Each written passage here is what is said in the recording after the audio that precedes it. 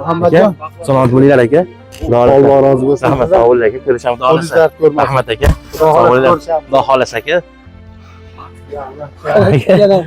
Ham chiqardinglar. Ham chiqardim mashina. Rahmat, salomat bo'linglar. Salomat bo'linglar. Chiqyapti mashinaga. يا من صليت بكل الأنبياء يا من في Adoylarni oshkamga rozi bo'linglar.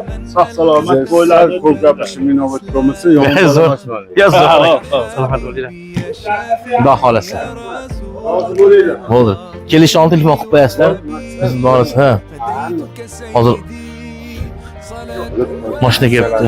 Ha, Xudo xolasa. Bo'ldi, bu juda yaxshi.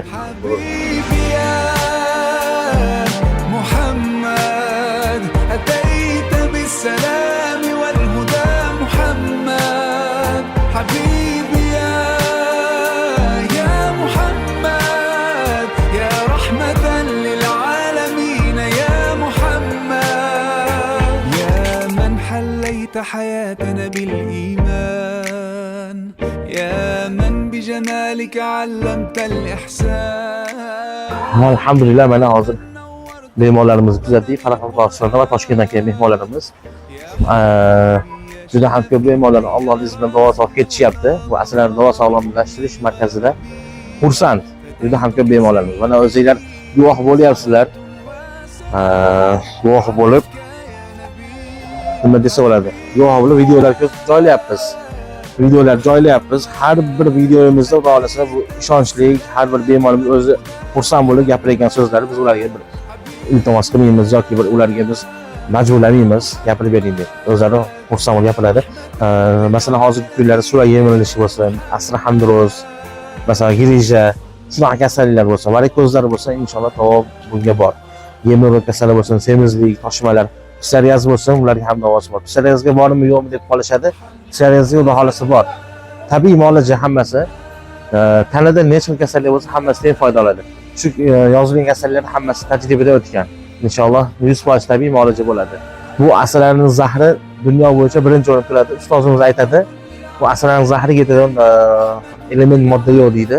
Xudo xolasa bu asrlarning zahrida davolangan bemorlarimiz hammalari xursand bo'lib uylariga qaytyapti. Bu asrlarning zahrida qanday asrlarning zahri foyda qiladi desa, biz aytib beramizki, asrlarning zahri birinchi bo'lib qon suyultiradi. Bu asrlarning zahrida 75 xildan ortiq element modda bor. Shu element moddalar foyda qiladi.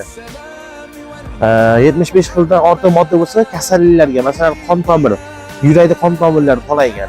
Buni kengaytirish kerak, qon aylanishini yaxshilash kerak. Asrlarning zahrida shunaqa modda bor. Qonni suyultiruvchi modda bor. Yana bitta immunitet ko'taradigan modda ham bor asrlarning zahrida. Immunitet 100% tiklanadi va bizga asosiy immunitetimiz, qon aylanishi yaxshi bo'lsa, qon suyultirsa, organizm sog'lom bo'ladi, harakat yaxshi bo'ladi. Inson ancha-muncha kasal bo'lmaydi.